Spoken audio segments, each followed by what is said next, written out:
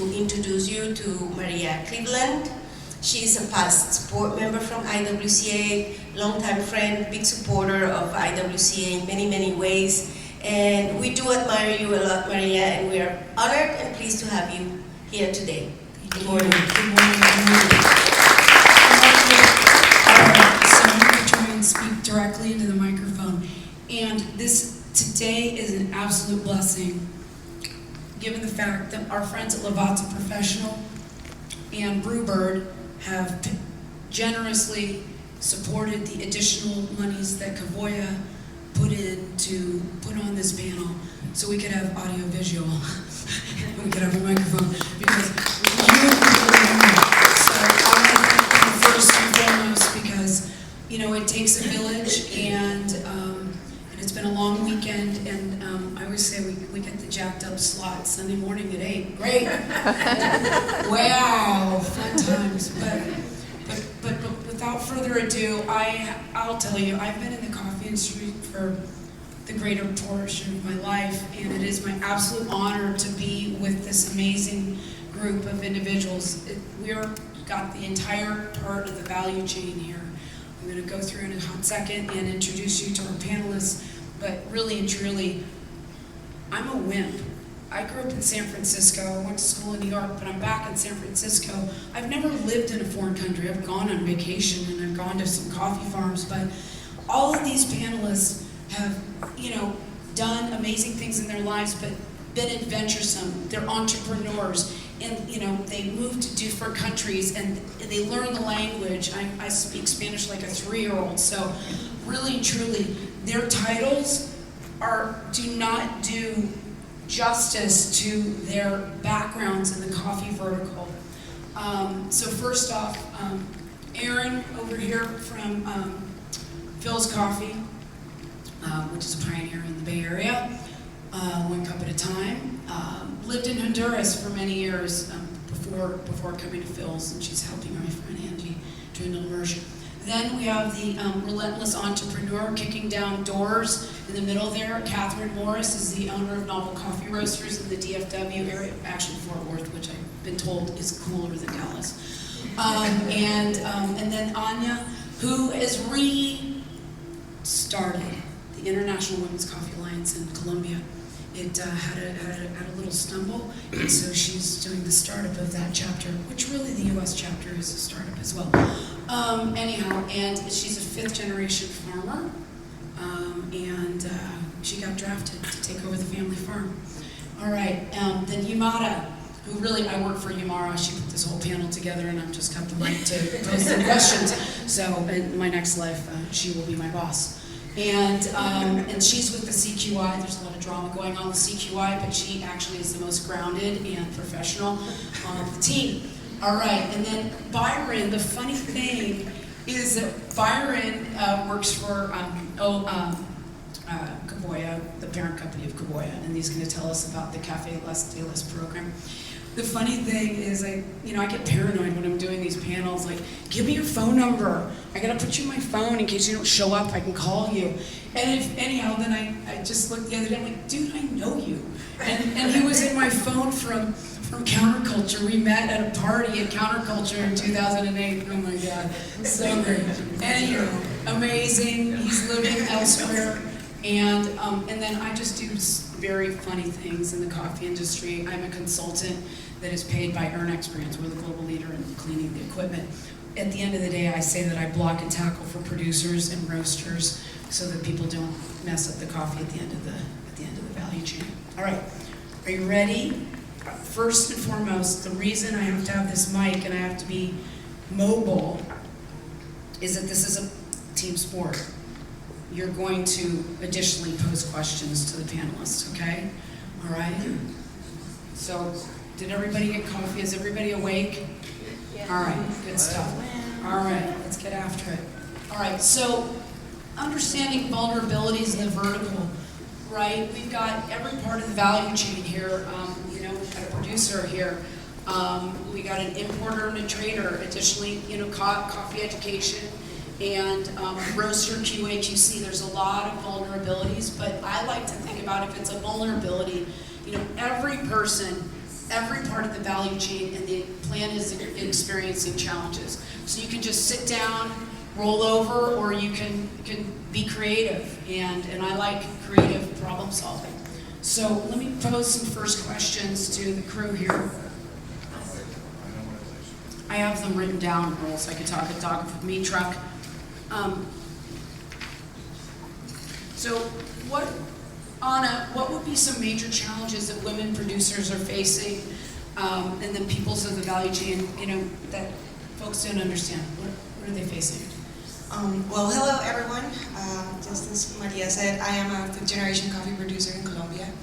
And when I saw this question, I was like, how can we talk about something that we might be talking about for a long time?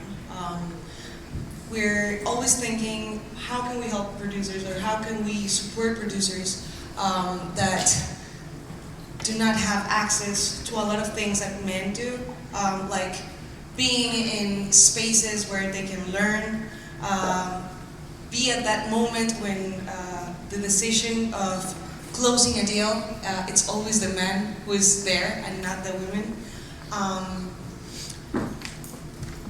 I think sometimes these type of things, we just pass like blind and we don't see them. Because we already know women in a lot of places do not have access to land, do not have access to loans. But there's other stuff as well, right?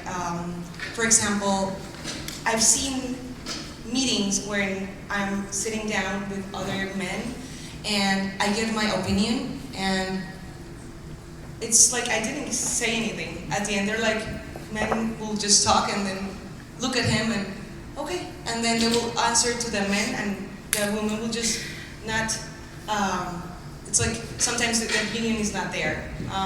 So there are big problems, big issues we have been working on, but at the same time, I feel like these issues come from inside. And you can see it in the producer side, you can see it through all the value chain. I don't know if that makes sense. Completely makes sense. Okay. Yeah, I've been known to Cyrano de Bergerac, something that I want to get through. I'll tell the men to tell the guys, and then it happens. It's kind of funny, I'm protecting my energy. Anyhow, that's interesting. I mean, anybody else have to add to that? And, Well, yes. I have one more comment. Yeah. For example, I'm the fifth generation. My grandfather was the producer, the owner of the land. He only had 2 daughters, my mom and my aunt, and I was the only grandchild. So all of the producers around the area were like, they're not going to continue coffee. Like, it's impossible. Coffee is a job for men, for strong people. Women will not be able to continue coffee. There's this saying in Colombia that any farm that you see that is like ugly or not well taken care of, they always say, oh, it must be the farm of a wife that lost her husband. So in the imaginary of people in producing countries is like women are not capable of. And right after my grandfather died, I think it was less than 15 days, like less than 2 weeks, I started receiving calls. Are you selling the land? Are you selling the farm? Because everyone was just, it was just the normality, and they were sure I was going to sell the land. And I said, no, I'm going to continue with this. I'm going to try. This is not an easy work. I know it's not an easy work, but you know what? The worst thing that can happen is failing, and we'll just start all over again. But it has been a very beautiful time where we have, it's been already 6 years, and the coffee farm, I can say very proudly that our farm is one of the most beautiful farms, that we're doing great, that we're doing things differently, and we're showing people around that women are capable and strong, and we can do this year.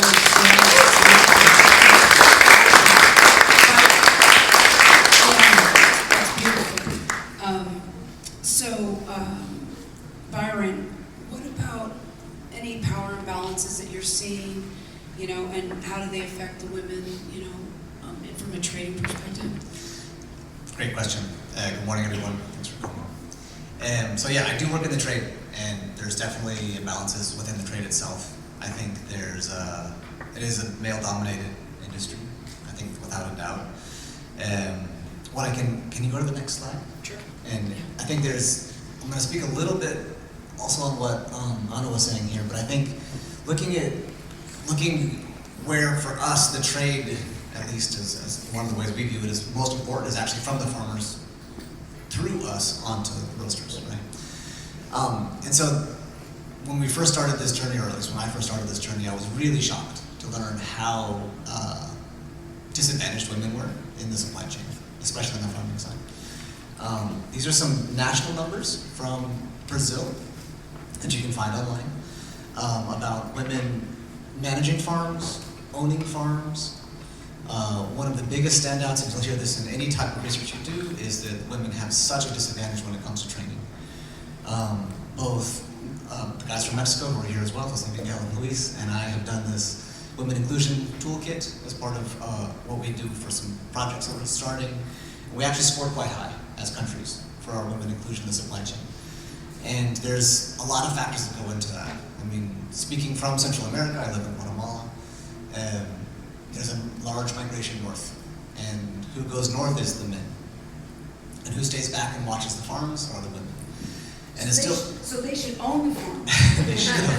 It went up, this is 13.2 in all these years, 13 to 13.2%. In Brazil, which is reasonably modern as a producing country, and then you think about, Guatemala. If you have some large sustainability projects, and the standard for sustainability projects is 30% participation of women, and sometimes we struggle to reach that. It's the truth. And then there are certain regions where we've had this large migration where the participation is over 50%. And so we've had to adapt our trainings to have times that meet women's availability. And they've been oftentimes the best students, hands down, in terms of how to apply these techniques to the field to improve quality, but also improve production. Then another big challenge is rural credits. And so I can only imagine that, a bank who says, okay, well, if you don't own land, you're not going to get a very good loan. And so the first survey that we did many years ago had a 4 to 5% difference on an annual basis, interest difference between the men and the women.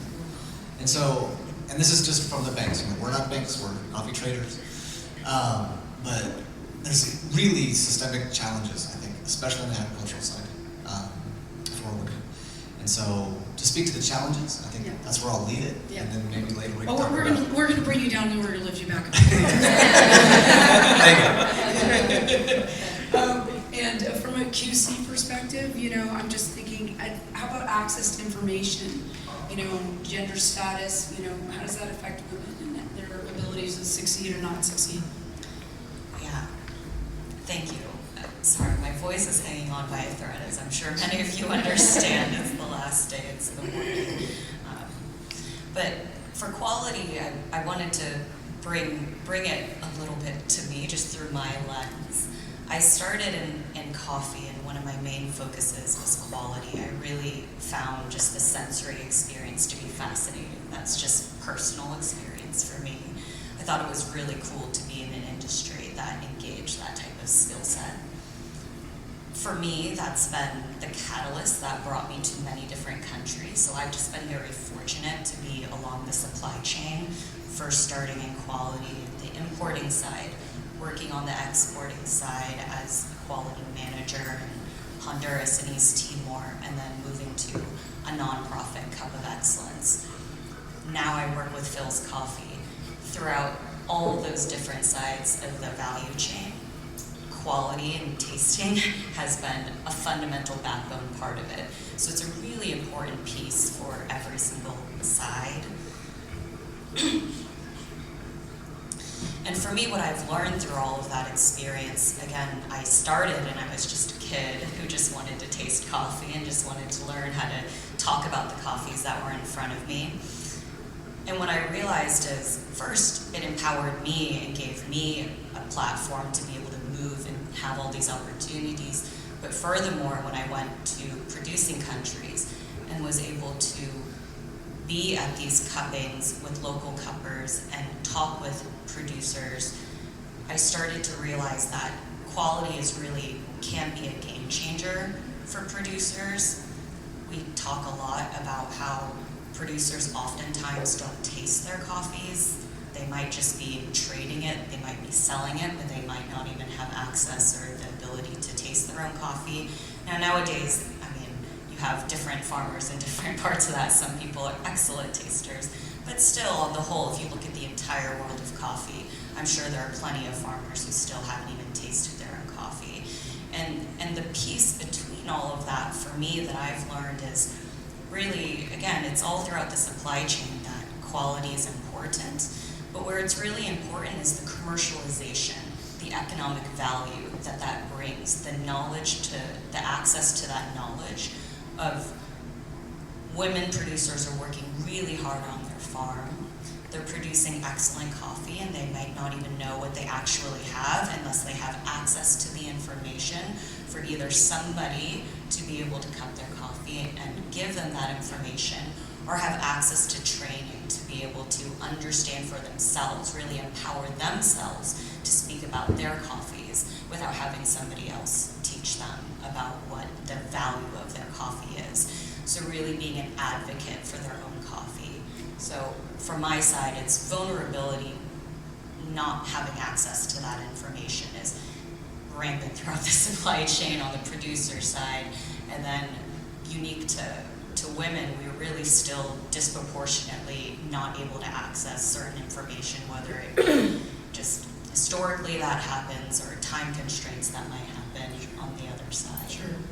They're out, taking care of the kids and cooking as well. Exactly. Right. Yeah. Okay. And then, Yimara, did you have anything to add to that?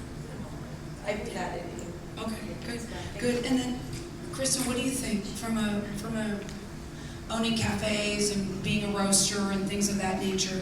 What challenges do you face here on our shores as an entrepreneur in this coffee space?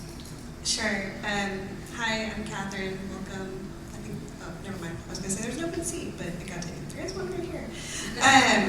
For me, I'm short, I'm bubbly, I'm a woman, and so I don't get taken very seriously. Especially in spaces like SCA booths where I'm coming to buy a $75,000 piece of equipment, and I do not get talked to at a booth. There's a bunch of bros and, love bros. Not hating on the ones that are here. But Smartest men in the coffee industry come to these events, yes.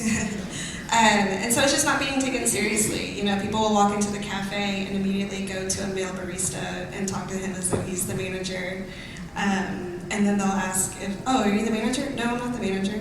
Are you the owner? No, I'm not the owner. They'll say, is the owner here? And I'll be standing right next to them and they'll go, nope, she's not here. Because they automatically know I don't want to be a part of that relationship. If you're coming in assuming that I have no leadership, or you're just assuming that the male is the leader, then my team knows I don't want to be a part of that. So for me, it's just not being taken seriously and not being seen in the space. But once I start talking and once I start negotiating with you, oof, you're gonna feel it. And then if I really want that product, I'm not gonna relent, or I will move on and spend more money with somebody else if the relationship is better. That's fantastic. Wonderful. Yes, people buy things from other people that see them, right? Yimara, anything to add with this good stuff? I want to share something special from my life. My name is Yimara. I'm from Colombia. I'm from Cauca. I'm daughter of smallholder producers, but particularly in this part of the vulnerabilities that we are discussing, right? My dad died when I was 9 years old, and the mode of survival for us was my mom working in a farm, harvesting coffee. So I finished every day, from the school, and I had to go with her to the farm and help to harvest coffee. That's how I started in coffee, and that's how I love so much coffee. And And what I do believe education is important, and I do believe there is so much more to be done, because that's part of one of those issues, right? Like still out there, like now we see like the labor, right? We think like, oh, child labor in the farms. But it's a reality. There are so many women, they are like the head of the household, and it's not a way to leave the child in some place. It's not how to pay to a person to take care of the child. And it's not that my mom was forcing me to work, no at all. I was just playing in the ground, and like, of course, I helped to harvest some coffee once in a while, or did my homework, but I was there waiting for her until she finished working. And then I admire my mom so much. That's my inspiration. And the first thing I did when I started working was I wanted to buy a farm for my mom so she can have her piece of land and we can produce our coffee. I think that's the same scenario out there, and it's still out there. So that's part of the things yes, we will talk later about the solutions, but we can contribute so much in those aspects. And there are so many cases where we think, or in the companies that have worked for, maybe you propose an idea to implement at origin for the producer, but it's like, oh no, this is not associated with quality, or this is not associated, so like we are not a charity place, like it's closed area, like water filtration systems, or like I know like so many countries have these beautiful programs like for like the I don't know how it's called, like, but like for taking care of the kids, for women to go and work, and like feed them, or like so many other initiatives they are done. Like I lead one in Colombia in the cooperative that I used to work. I work for a small cooperative. That's how I started like my professional work, and that was with 1,000 smallholder producers in Cauca. And we saw for example, like all the women were getting sick and cancer and things because they were absorbing the smoke, like cooking in wood stoves. So we did a project, we told our buyers at the moment, like we wanted to do this initiative, the producer will put the labor, you don't have to pay for it, but help us to buy the materials. And they thought it was a nice initiative. We built with the producers this nice kind of kitchen. We can improve it with pipes so the women don't absorb the smoke, and that improved the quality of life of the family. That was I think kind of removing in the sense of like the health issues, and the impact they generated is huge, and they were motivated to produce better quality and do things. So it's like small things can make a huge changes. Or like I can share so many tales, but I'm gonna share one more. Like in Brazil, I visited this beautiful cooperative, which they were doing this particular kind of sense, or like analysis of like why who were the group of people who will get more cancer, like do like fertilization or like pesticides, because they have to control plague and disease. And when they analyzed the data showed there was not the farmer or the person carrying on the thing to go and do the spray, were the women. Why the women? Because they wash their clothes of their husbands and their men when they arrive.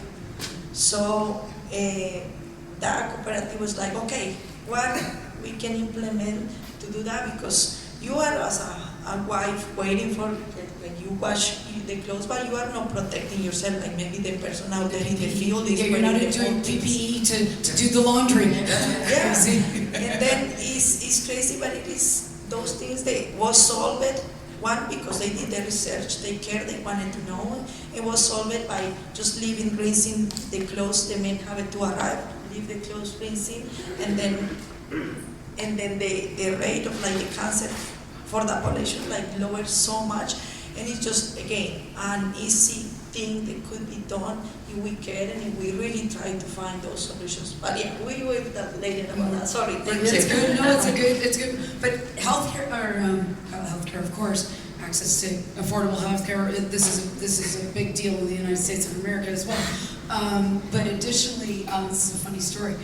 There's a roastery in North Carolina that was medium size, we'll call medium size, but they were able to hold on to their team in a very competitive market because they offered childcare to their team. You know, you don't need to be, you know, big tech company in the Bay Area to be able to offer childcare, right? If you want to have the best and the brightest, you're going to give them, you know, maternity, paternity leave, and you're going to like help.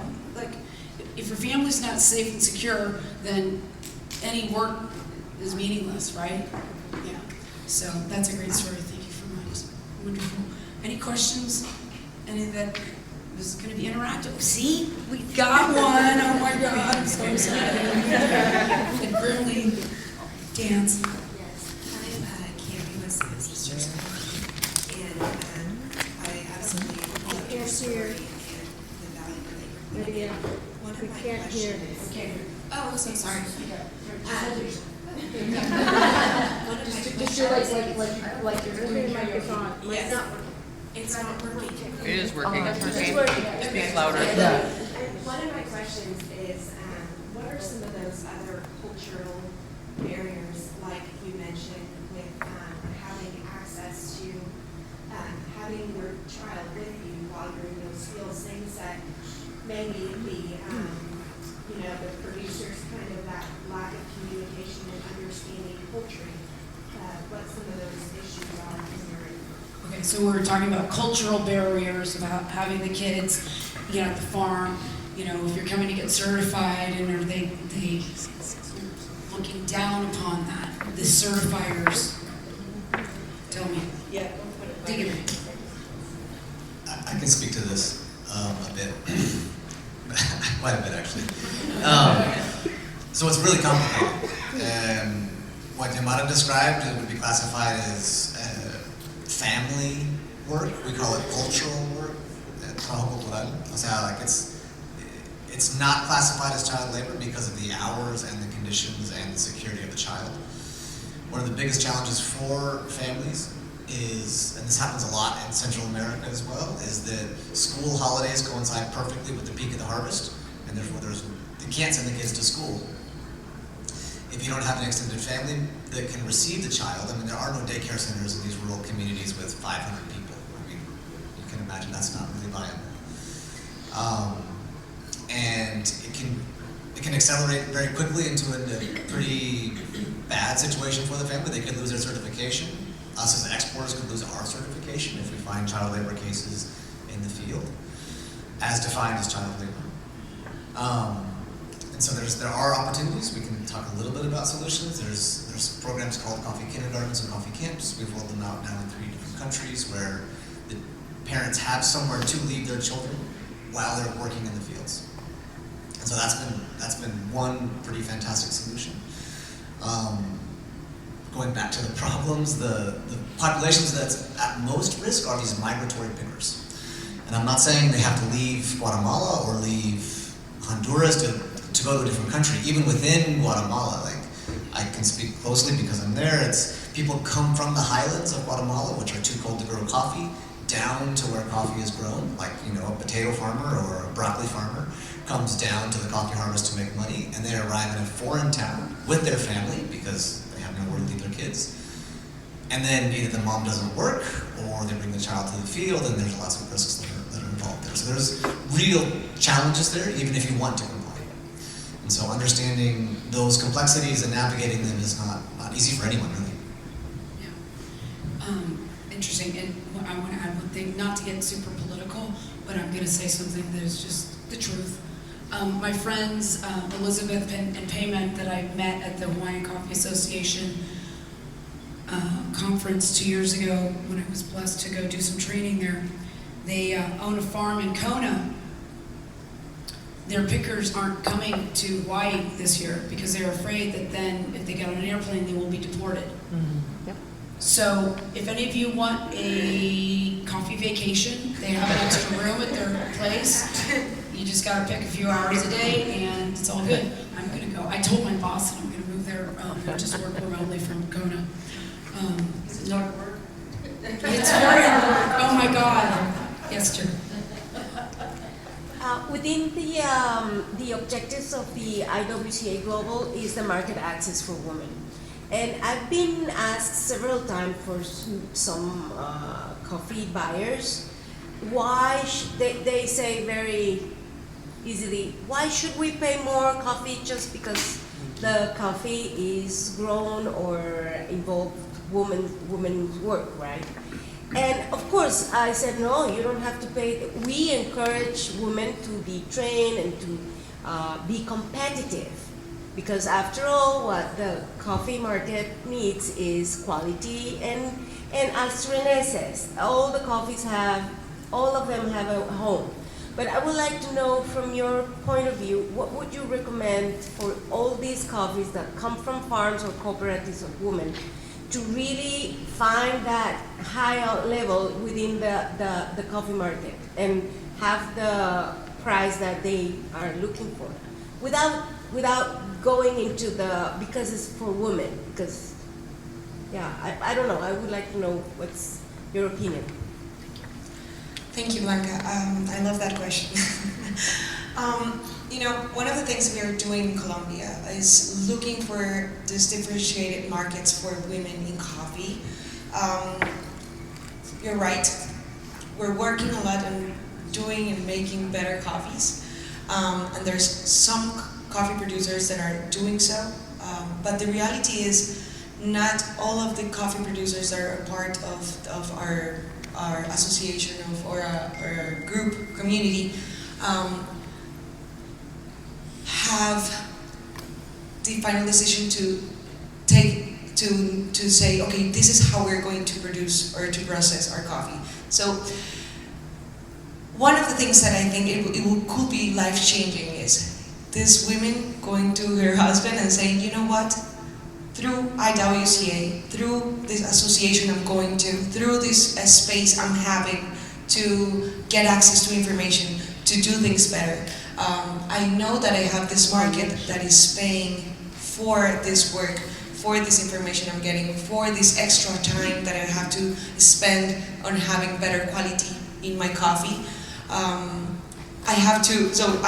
having these connections, I'm having this community that I'm going and I'm from, and this is paying for this extra time, all of these things that I'm doing, and I'm learning. So I think that husband will start saying, my wife is actually doing great.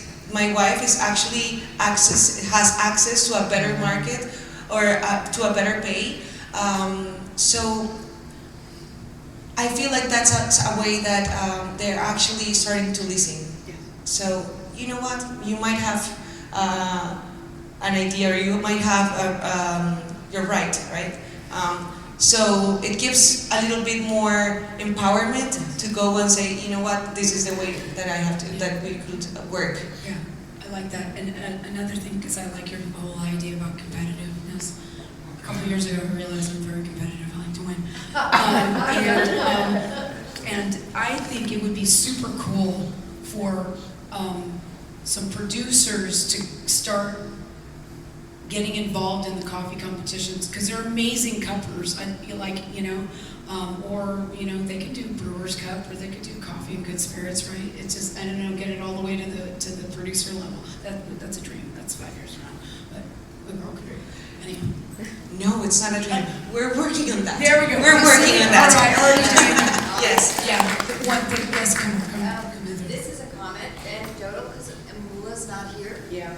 But we were together last night, and she said, I sold all my coffee this afternoon at the IWCA booth.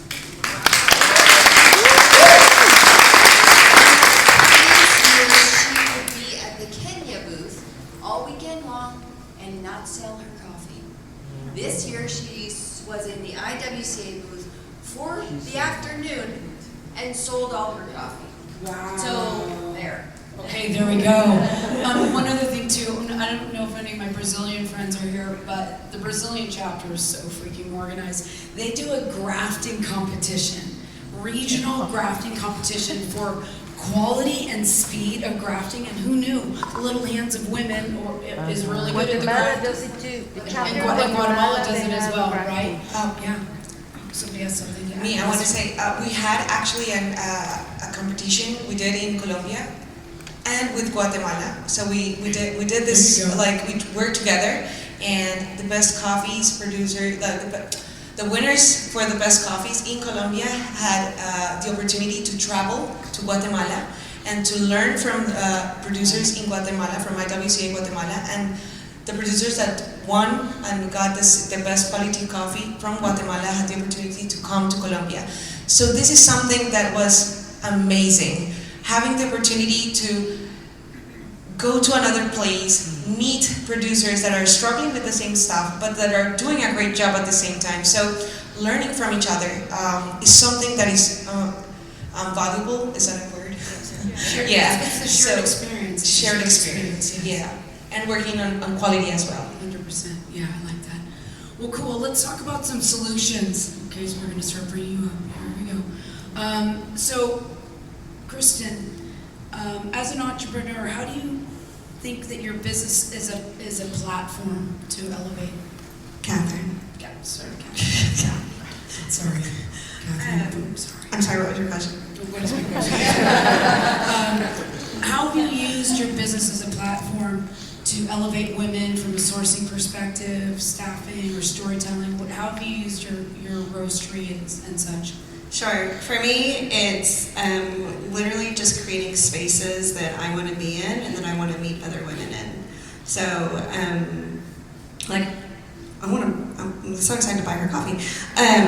But it's promoting the spaces, you know. So when I was getting into roasting in North Texas, you think Dallas-Fort Worth Metroplex, there's got to be a ton of roasters. There are 2 female-owned roasting companies, and I am the largest.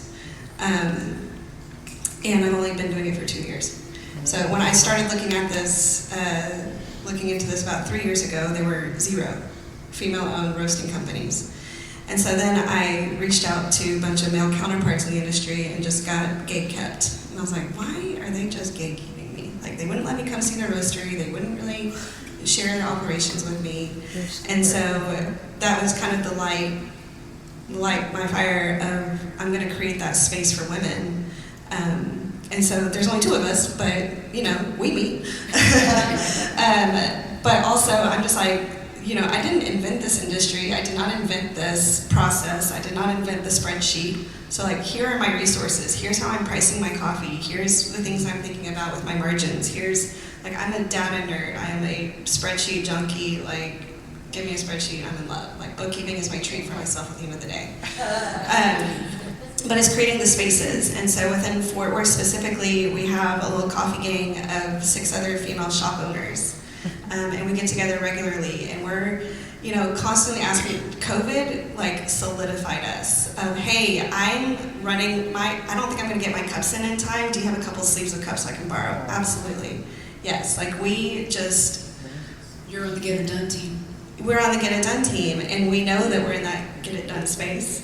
And then creating events that bring women together, you know, like, that's one of my love languages. I did an event here for the first time of, let me just see if women in coffee want to get together, you know, and they did, and they came, and it was awesome. And we do this in Fort Worth, and so, like, I am constantly opening up my door because I want to be a part of a space that I feel seen and valued in. Yeah, so, yeah. Wonderful.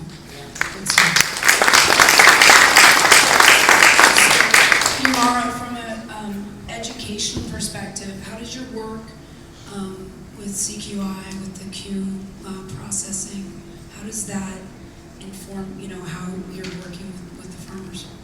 Okay, thank you so much for the question. I can speak about the work that we are doing at CQI now, but also I can speak in all the work that I have done in my career in coffee and with women. I think let's start with María before was setting up some examples, right? Like the spaces and like how difficult it is, like all this invisibility of being as a woman. Like for me as a professional, I've been so hard. Like I was the first like processor certified instructor, and all the other colleagues were men, and they were like, she don't know nothing. Like she's a woman, and like who's her? And then I've been more like as a proving I'm really good at my job. It's like every day I have to prove and improve, and keep proving that I know what I'm doing. And that has opened the doors for many other women behind me. Like I feel so proud now leading the program and seeing how many instructor female now we have. Like we have increased a lot, like in the Philippines, in India. Like last year, I was so happy with Sunalini Menon, for example.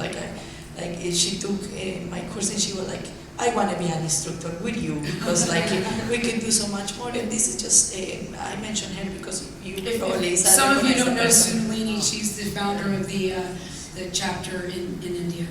So are those things that is like, wow, a person who has so much experience and knowledge in all their career and are here taking the course with me and want to be part of what I'm doing, and it's beautiful. So that the same at origin in Colombia, like in the cooperatives, like where I used to work in Colombia, and seeing even people who were part of, like when I started, it was so hard. Was like I used to go with the trucks with coffee to sell it to the traders.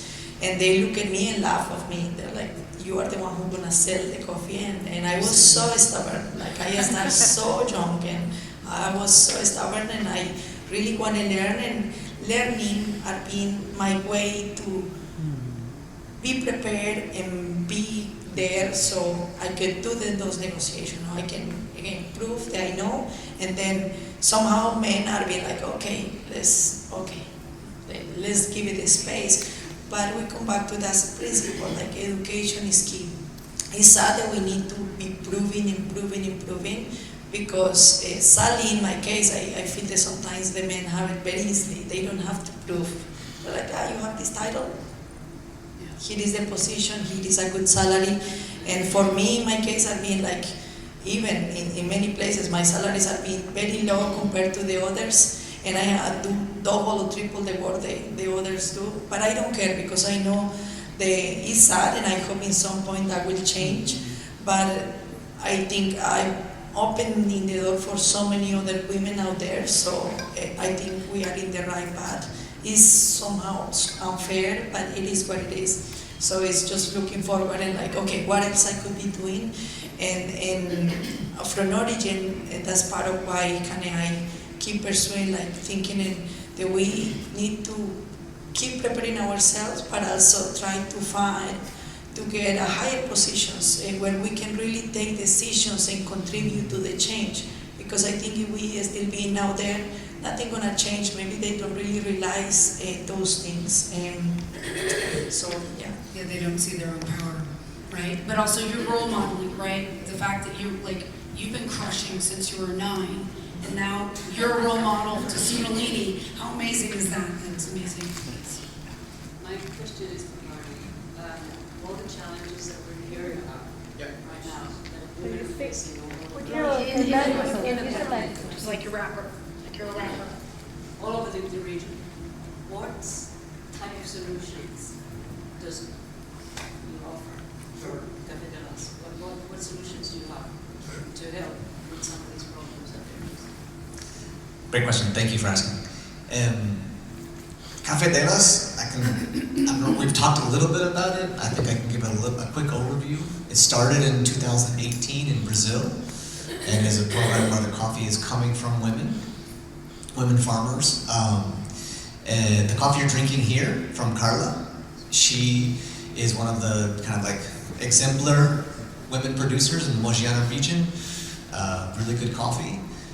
In 2023, we brought Café de las from Brazil to all of the CA&A region, or all of Latin America, because we saw it as a very effective model. And so, what is it? It's quite simply, it is a premium. You do have to pay more for it, and that's part of the deal.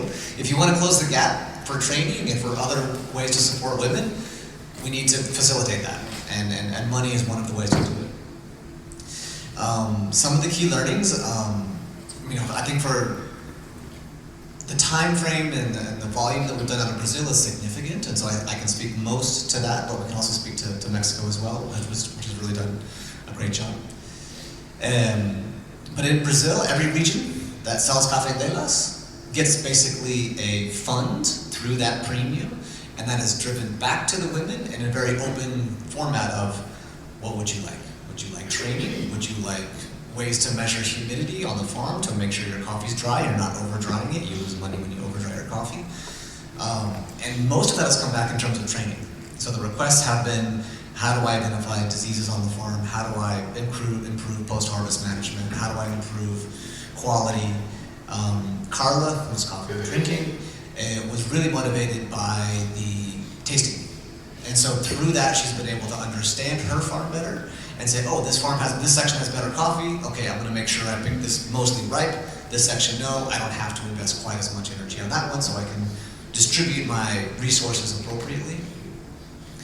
And we have also opened the fund because we can also see that it's like and this happens also in Guatemala, where we have women producers from the same region producing coffee that's not very good. Like, the reality is it's not always going to be the same as the men's coffee, in large part because of this training gap. And so in Brazil, we'll also invite women who have not been able to attain those premiums to say, well, at least come to the training. It's all women, it's an open exchange, and it's specifically requested from your region, right? And so it makes it very adaptable. One of our learnings in Mexico is that not all the women want cash as a part of their premium. They want in kind. And so there's probably various reasons behind that, but... Is that because maybe the cash comes out, it gets in somebody's hands and they go drink beer? That's what I said.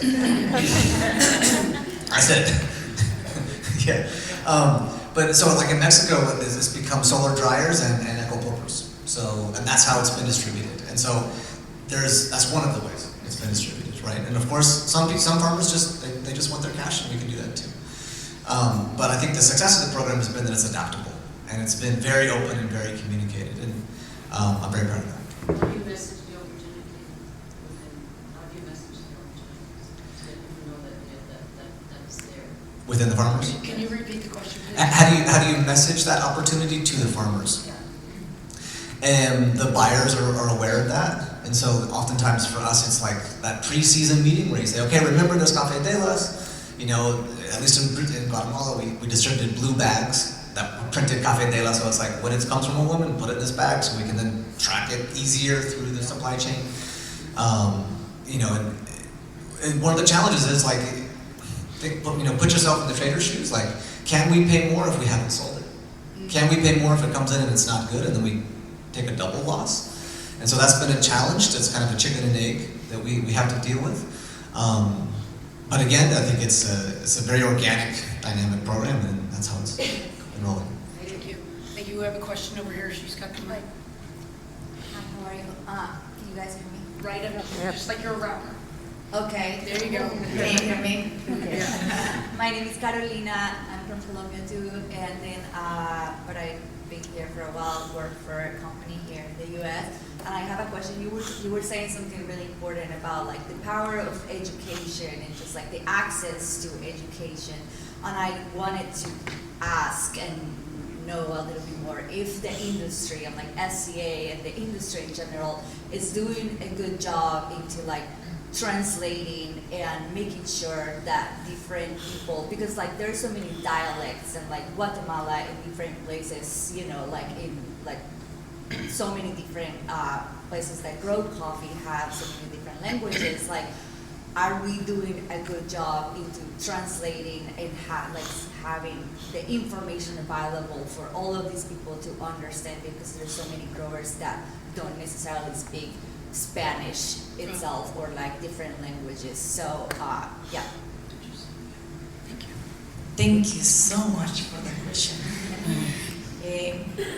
You have another question later? Okay.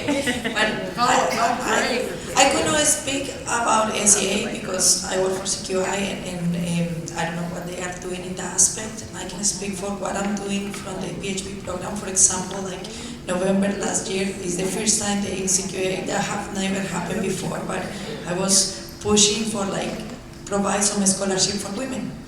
And I'm very grateful that my boss say, okay, let's do this impact, and we were able to allocate 402 scholarships for women in Colombia for classes of fermentation, totally free. We did a partnership and collaborate with Café, which is a beautiful entity of education in Cauca, and we're providing transportation and meals and everything so the women can arrive and take this, which gonna help them to improve the quality and sell better their coffee.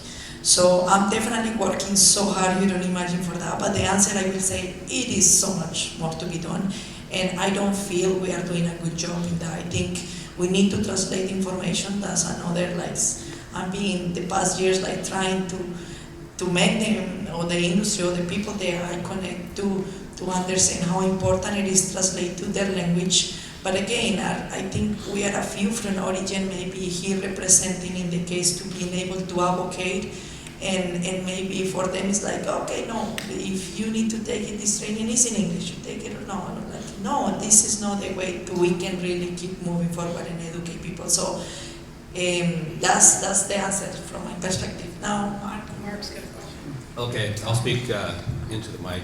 My voice is also shot. Hi, my name is Mark.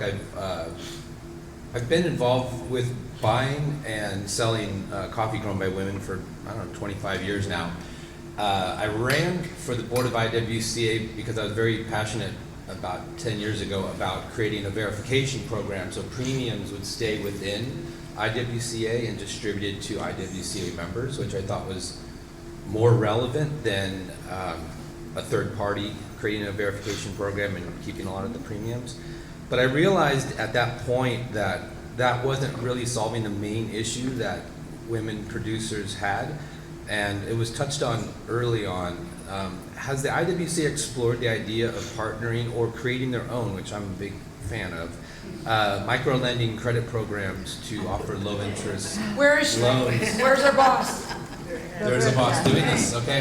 Where? Yeah, she's there. Because I think that's one of the largest challenges for, I mean, obviously for women producers, but producers in general, are low-interest loans. Yeah, low interest loans. Yes.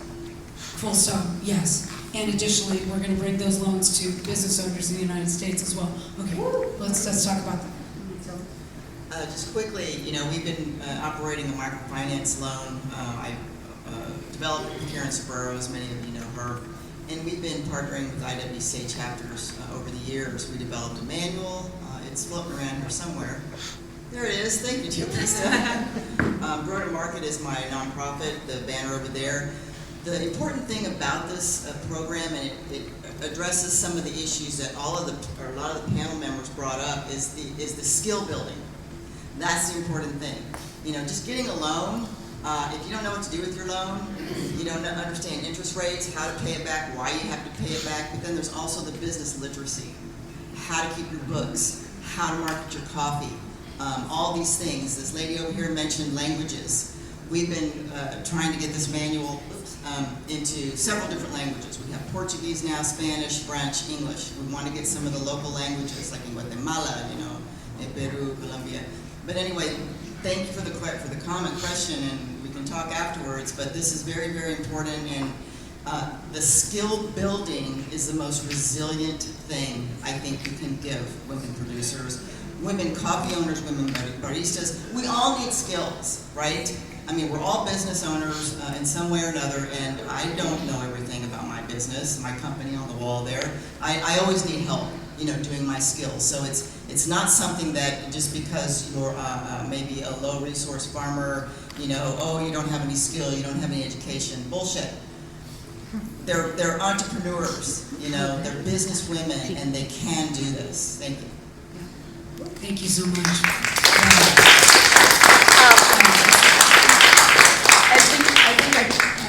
Can I add something about Of course, languages? I'm going to tell a little funny story. About the language, and thank you so much for mentioning that, because within the IWCA we are doing our best to have many of our documents translated into the languages that we are approaching to the chapters. We have a chapter formation manual kindly donated by the International Trade Center, has been translated into French, Spanish, English of course, and Portuguese as well, the same as the manual. And within the staff members, we speak several languages. Don't we? Taupista, Nakungu. So we're trying to reach as much as possible within, and encourage that within the chapter themselves. Yeah. And Okay, there's some comments and questions here. And then, yes. Good morning, everybody. I'm noticing that one of the challenges that we're having here is language barriers, even within a country with so many dialects. If anybody attended any of the lectures this week, can you imagine bringing AI into all of this? So I'm encouraging you to embrace technology over here, especially in the translation, even within a country. I think Ana Maria is going to start using an app pretty soon. The app also included a lot of language AI within the country, understanding that different regions have different dialects, or they refer to a phone or a cup in a different way. So, and they can input information in their own language, and it can respond in English if they want to relay that information or that data back to a buyer. Cool. So it could be, instant translation, translating manuals. There's the ability today to do it, not necessarily with a person. You will have the person to verify it, but you can do it. That's all I have to say. I get by with Google Translate, yes. Thank you very much. Let me stand up. My name is Delpista Nakungu. I'm the regional coordinator for IWCA chapters in Africa. My question, I'm going to put it to the room because I think all of us need to think about it. And we have done a lot about women inclusion, different initiatives in different countries. And my question is, how are we going to create a business case so that we can scale up these initiatives and have a product?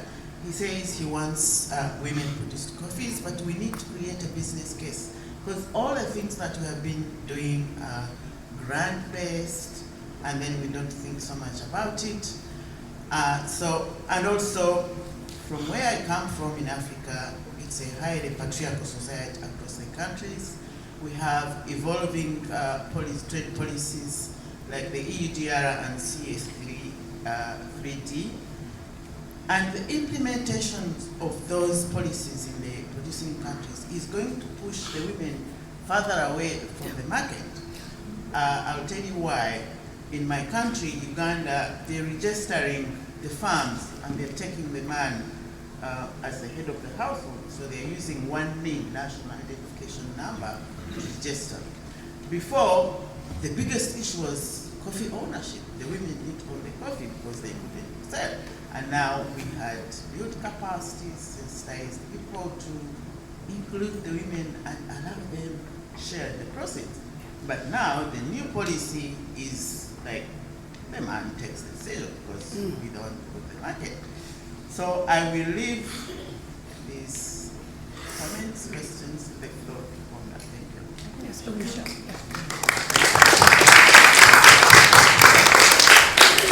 Michelle. Brittany, sorry. I'm not saying anybody's names anymore. It's okay. There's also Michelle. So we're just transposing names today. It's fine. I would love to add to that because that's really why we're here today, right? So I work with Covoya, do sales with Covoya, and as you guys heard earlier, OFI, which is Holcomb Food Ingredients, is a parent company of Covoya. And through that, there's the Café program. And one of the requirements is that the woman has to have ownership of her farm.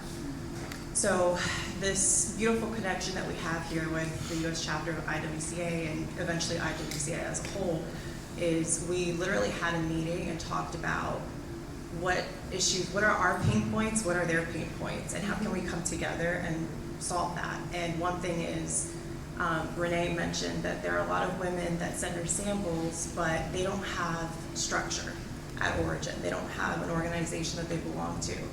They don't have someone that they can go to and say, can I cup with you? Can I cup my coffee with you? Can I get training? Can I get assistance with equipment?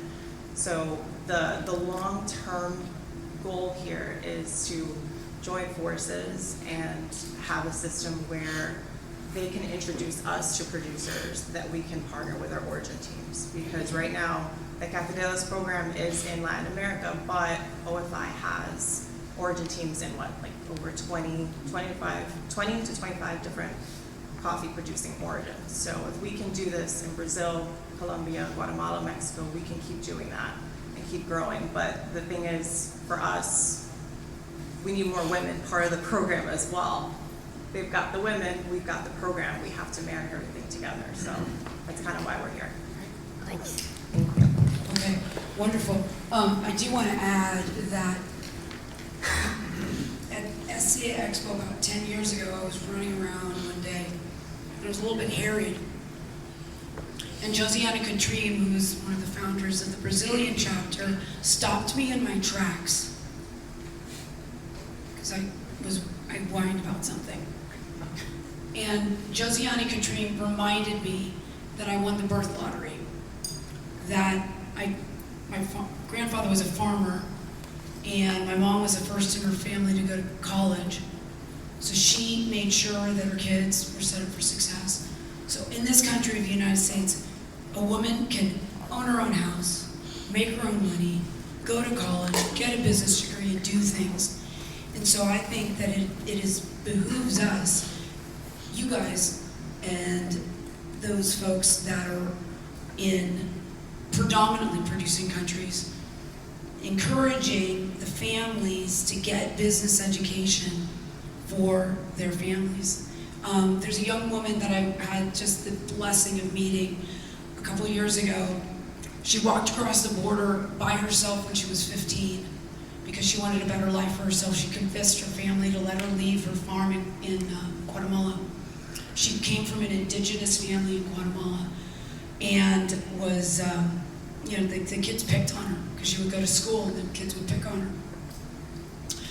So she walked across the border. She got care. She moved to the East Bay. She's actually really close to Philz. And a family fostered her. She now is going to Cornell University, which is one of the top business schools in the United States. And she got her family's coffee. It was an amazing feat to get that 200 pounds of coffee out of the country into the Bay Area to roast it so that she could then sell it to the students at Cornell University so she could start her company. My hope is that she comes here with us in San Diego next year and she tells her story. But that's what it takes, is drive and determination to determine your life.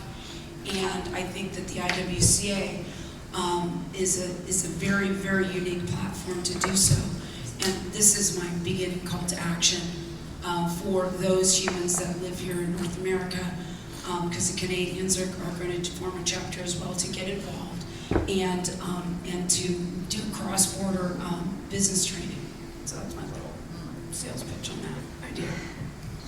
Yes, dear. Are we wrapping up? Yes, we're wrapping up in a moment, yes. I feel like it might, yes. I understand. Yeah, it's fine. You're a rapper right I feel like people like us in the coffee industry might better understand the value in paying more for coffee. So my question is, what are things that we're doing like in your cafe of how you're explaining to the end consumer the value in paying more or why they're paying more for their cup of coffee? And also like for the rest of you and other parts of the coffee chain, like your suggestions on how to like relay all of the work and value and paying for more in coffee to the end consumers. Sure. Yeah, thank you for that question. I try and not get on a soapbox every time somebody asks me why we're one of the more expensive shops in the neighborhood or in the city. And I really just simplify the answer to I'm not willing to compromise on quality or relationships or the equity within the industry. There are things I'm willing to compromise on, but when it comes to like the product itself, I'm not willing to compromise. And that's the simple way that I say that. And if you want to not compromise with me, you are invited into my space and you are helping elevate the world of coffee, and you are like, our mission is to elevate your day, through coffee and community. And so, yeah, my short answer, I'm not willing to compromise. And then they're like, okay, you know, because nobody wants a coffee shop that compromises on everything, you know? If I'm willing to, yeah, gonna get off my soapbox. Anna has it.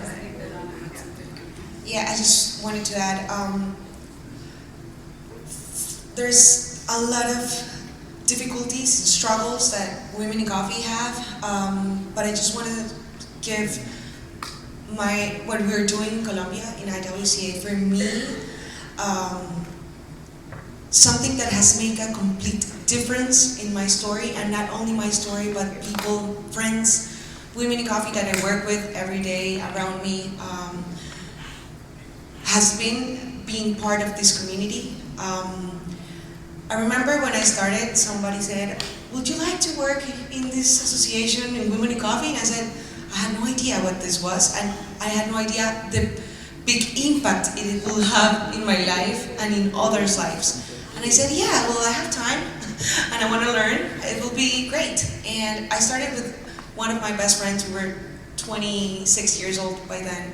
And we started working, and then other women, young women, say, "Hey, I wanna come with you. I wanna work with you. I'm a coffee producer as well." And then we said, "You know what? We need to learn how to do things better." And two of the first team, we became Q graders. Sorry, we became Q graders, and then another friend became a Q processor. We couldn't do everything, but one was doing one different, learning something different, and each person started teaching the rest of the community and the rest of the people that were starting with us. And it's beautiful to see how community, when we work together, when we bring our knowledge and we put it in to help others, we see how the community thrives. And it's amazing to see today one of my friends, for the first time at SCA, she was super happy. She's now selling her coffee in the US. I have another friend that now works for one of the biggest exporters in Colombia, and she says, I'm living like a dream life. And I have another friend that started with us by then, and she's now working with an importer, so she connects producers to the importer and to roasters in the US.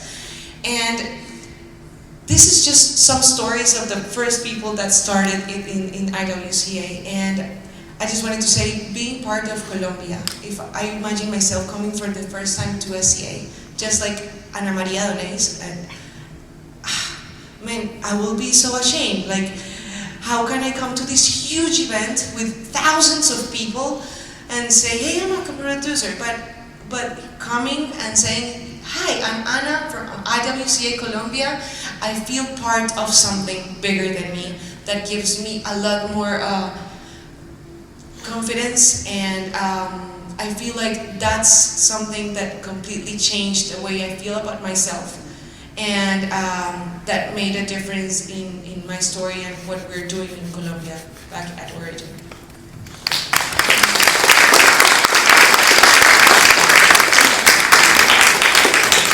Thank you for sharing that. Wow. Okay. What other questions do we have for the panelists? All right. Oh, what did I steal? Thief. I'm a thief. Thank you. I'm Michelle. I work for Covoya too, and I have a question for Anna and Yimara and Byron.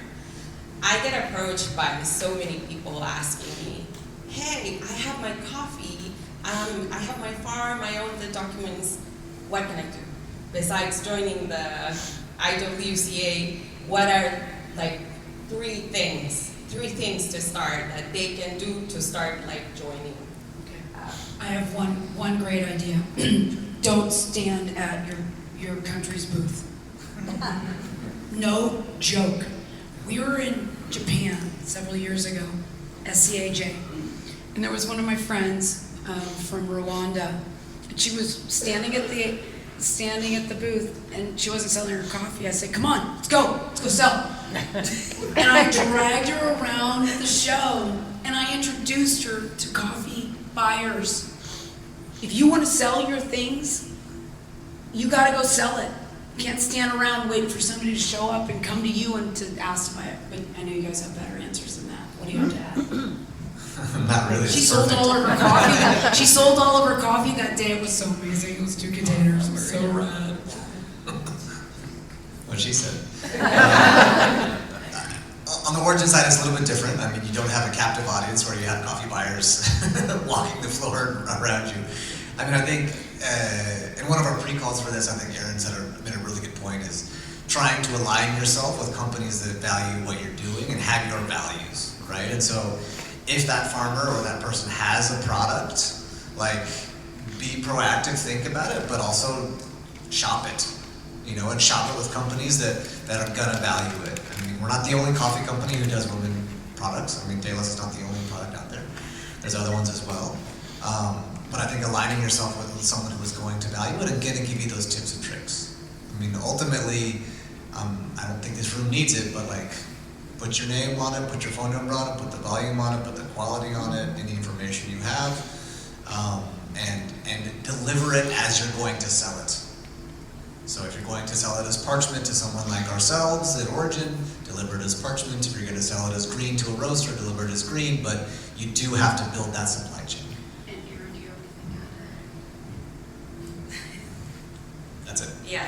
No, I was going to say that was perfect. I mean, from our perspective, it really is the value chain. We can't do this in a silo, so each and every part is really important. So, you know, as the roaster side, we can support, but we don't have on-ground people to be able to deliver the skills that are needed. So that's what I was saying, just aligning yourselves with the companies that really value the same thing you do is the best. No, I just wanted to say something. I've been trying to sell my coffee a lot, so it's not easy for producers to find a importer, a buyer, let's say a buyer that aligns with what you are. I believe just what you said is completely true. You need to find someone that aligns with your values, your energy. I've seen people, or I've had answers from buyers that once told me, for example, is there producers here? Raise your hand. Are you producers? Please never sell your coffee to somebody that does not value what you do. Like, our work is so hard. We do such big things back home that coming here, and there was a moment that I found myself like almost like imploring to please take my sample. And you know what? That's not what we deserve. There was one guy once that told me, I don't understand, why you don't sell the coffee to me? If I'm making you, I can pay for that coffee X amount, and you will lose less money. And I looked at him, because by then the coffee price was super low, and my cost of production was higher, of course, and I said, my cost of production is this, and this is the least I can sell my coffee to you. And he said, I'm going to pay a little bit more of what the sea market is paying. And I said, I'm so sorry, like, I'm not coming all the way to the United States of America.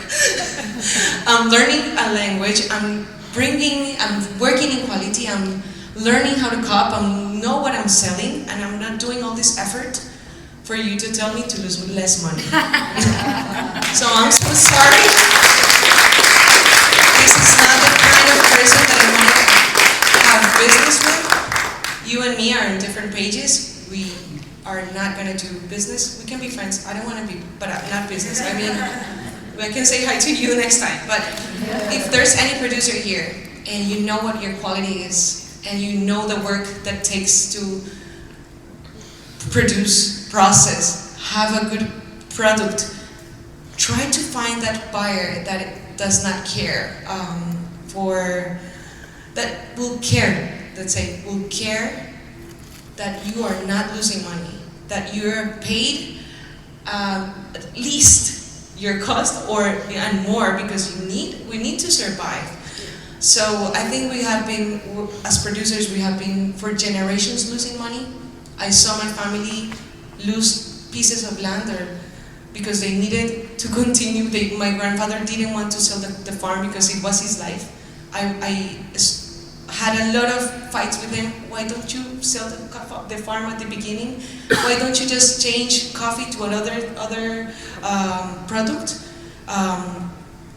And he said, you know what, Anna, you will understand it later. Now I understand it, but I'm not willing to continue this way. And I encourage producers to stand up and to say, this is my list. This is my price, and that's it. So try to find those buyers, that type of importers, that type of people that will not look at you, how can I help you? No, we need people that will look at us as partners. How can we work together? How can we do business together? We are producers, we are business owners as well. So we need to be looked at partners and not as just how can we help you? You know what I mean? This is really good. Yeah, I just have something to add. May I? Yes, of course. I don't want to disrupt from the roasting perspective, this is all really important, right? Finding people that you want to work with, finding people that value what you're doing. From the roasting perspective, at the end of the day, have to sell the end product to a customer. And so for me, what I want and I ask all my importers this, I ask producers, like, give me all the information. I want to know who is working on the farm. I want to know the family story. I want to know the history, because that's a part of selling coffee. It's a storytelling industry. Because there are so many hands that touch it. I want to know the elevation, I want to know the processing method, I want to know the type, and I want to know all of that on the front end. Because if you just send me a bag that says, washed, that doesn't tell me a story. Tell me the story from the beginning, so that then I can be more bought in, and even if it's not the best cup on the table, I want to work with the best story. So if I have an option of 5 different cups in front of me, this one might actually be the best cup, but I know nothing about this farm, and I know nothing about this coffee, other than the 2 facts it gave me, I'm probably going to go with something else that is within a similar range of quality. So be really upfront, tell your story, don't be afraid to tell your story. So oftentimes as women, we diminish our own stories, and stand up for that. Put a PDF together of who you are, who your farm is, your family story, the types of coffees you grow, how long have you been in the industry. She's been in the industry since she was 9 years old. Like, that's a phenomenal part of her story. And when I'm selling this to a customer at my cafe, I want to be able to say, I got to meet Yimara, and she has been in the coffee industry since she was 9 years old. And the more that I can be a storyteller, the more I can sell your coffee, the more you can grow, the more resources you can have. So it starts from that very beginning part of, tell us who you are, because when I'm looking at the cupping table, yes, the quality of the coffee is absolutely important. The story is equally as important. Chris. Just to add exactly onto that, you're going the right direction, so well done, thank you. Where we really have an opportunity in all of this is taking these stories and giving them to the customers, having them informed, having them connected to the process, having them connected to all of the hands that touch these beans that go into their morning cup of joe is so important, and they will speak with their dollars. If we empower them with the information and give them the connection to the source of the coffee that they enjoy and that's such an important part of their lives, we in the US especially, we have an opportunity to connect with our roasters, with our cafes, with everyone, to ultimately connect with our customers, to give them the education so that they will drive it and force the hand of the buyers to select the beans that are raised by, grown by women, harvested by women, processed by women. Just want to thank everyone so much for showing up, for our sponsors, for the panel, the conversation, for everyone who showed up to be a part of this discussion. This is so important, and taking these things forward into our days and weeks, moving along in the climate that we're in and the turmoil that we're dealing with. There's a lot of opportunity for people to really align to values, to speak to values, and they will gravitate toward that. So thank you all. If I could just add in one thing. Thank you for that. On the price discussion, first, when I was farming in Brazil for many years, I always managed the sales as kind of two different prices, right? When I was selling to roasters, it was one price, and when I was selling it locally because I needed cash flow, it was a different price. And I often tell farmers in Guatemala, like, if you want a great price for your coffee, give me a big sample and be patient, right? And so I think if you come to one of our buying stations and say, what's the price for coffee? You may not like the price, because that is the commodity commercial price that is in the market at that moment. And so if you go with your coffee, you may not like the price. However, the only way that, as a trade, we can really work it is with everything they've just said. With the information, with a sample, and with some patience. Because by the time I give the sample to Mark, and then Mark gets it to his customer, and then that customer hopefully comes in and likes it and gets him feedback and gets back to me, it can easily be a month. And so I just wanted to give those kind of like a couple different parameters, because like even within the same company, we can have two different prices. This is a question for Anna and Yimara. So a quick thing about me is I've been in coffee since I was 18. One of the most formative stories for me was I met someone who was, he came into my coffee shop and he was in the US again because his wife was in the 3rd trimester and they were originally from the US.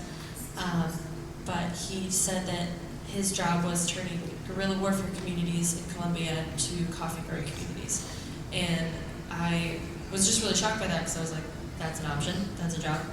I was like, that's, okay, that sounds great. So I really just wanted to ask you what kind of impact has, you know, women in coffee growing communities had on just normal local communities that have either dealt with struggles or just, I guess just what kind of impact has coffee growing communities growing in Colombia has it had on just normal local people? On peace? Yeah, sure.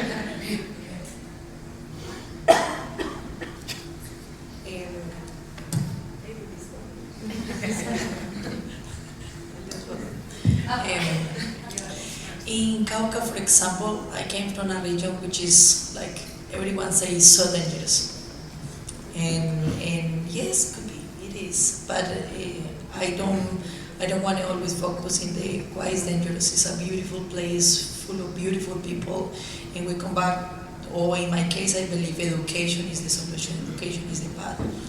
Because there are so many people who don't have the income how to provide for their children so they can go to universities or study. So maybe they took the fast and the easy road, I will call it, because they need an income, right?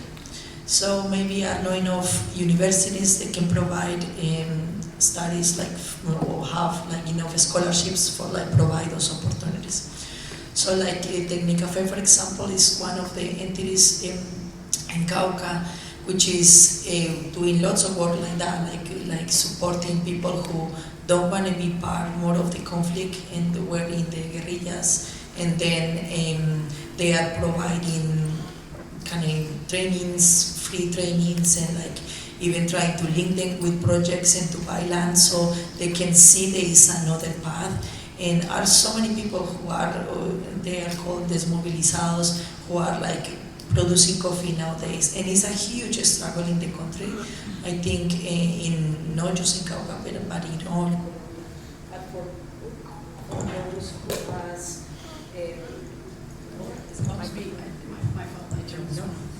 for those who has kind of who are working through it, I think is education. I mean, the best way to support those people so they can find a path.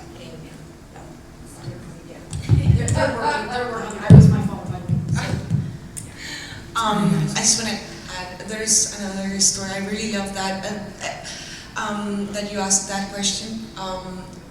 Because one day we were doing a video for Café Primavito, and we were asking people that worked in the farm, what's coffee for you? In one word. And I remember this guy, he's a good friend now, and he said, for me, coffee is peace. And I said, wait, we need to get more from that word. And he said, yeah, when we asked him, he said when he was 18 years, he had to leave his place where he lived because of a lot of violence that they had there. And he had two options. One was looking for a different future, or maybe doing things that were not legal, let's say. He said, I looked for a future in coffee. And he started when he was 18 years picking coffee, when my grandfather was alive. And then he was a great in his job, very young. And then he started growing in like, let's say, in the farm, and with his girlfriend. And now they are administrators. And this guy is a leader of his community. He's bringing young people as well to work in coffee. He's studying in the university, and his wife is studying nursery as well. And they are now leaders that are kind of showing how through coffee and through education they can grow, they can study, they can have a different future, and they can help their own families do just different stuff through education and through coffee.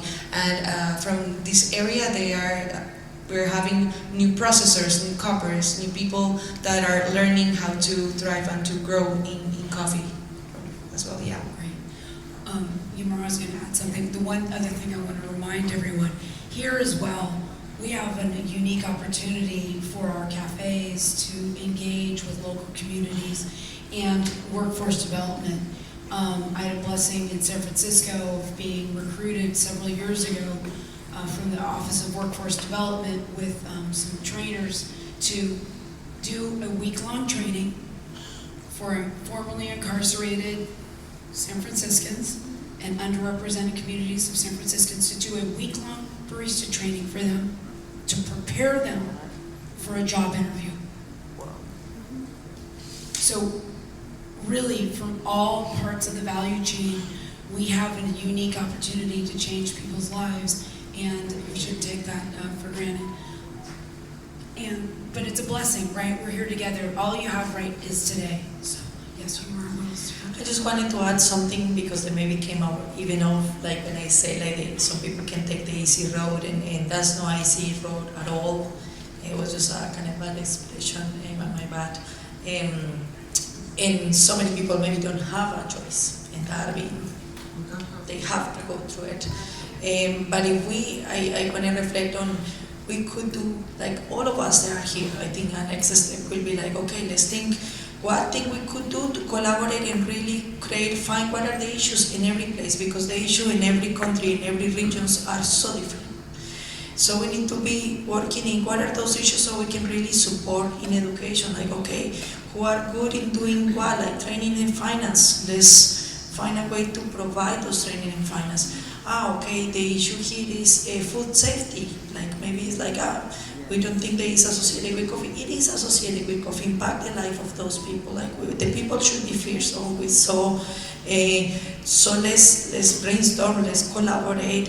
I'm here to help in whatever you need in the case of post-harvest processing or QC or the experience they have.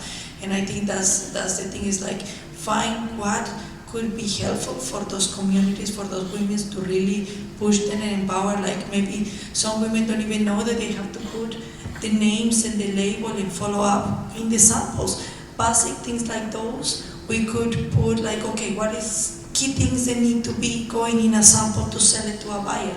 Let's put it together. So thank you so much for everything that you do, and thank you so much for putting this panel and providing this space to having these conversations. One more thing here. I wanted just to thank Covoya, all the panelists, and everybody that's here, because it is really important to understand, and I really want to congratulate what I heard from Katherine and what I heard from you. I I think that is one of the biggest things we need to go above is we have to understand what the challenges women are facing, because you mentioned that we were born in a golden crib. And many of these ladies that are producing coffee, they have to get up at 4 a.m. in the morning. I know Michelle knows that institutes in our countries don't acknowledge these women. And you have sometimes limits that they have to own the land. In Honduras, only 18% of the women are owners of the land. And there are programs giving land to farmers that don't include women.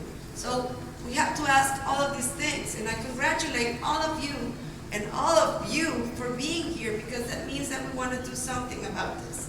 And even if it's a little bit, if it's just giving a free ride to someone, that is helping them one step closer.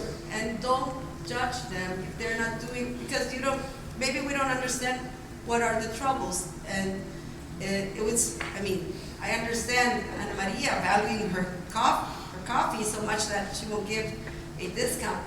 But some of these women have to feed their kids, and they have no choice. So just to keep that in mind, and I want to thank everyone for being here. Cheers. Yes. Cheers.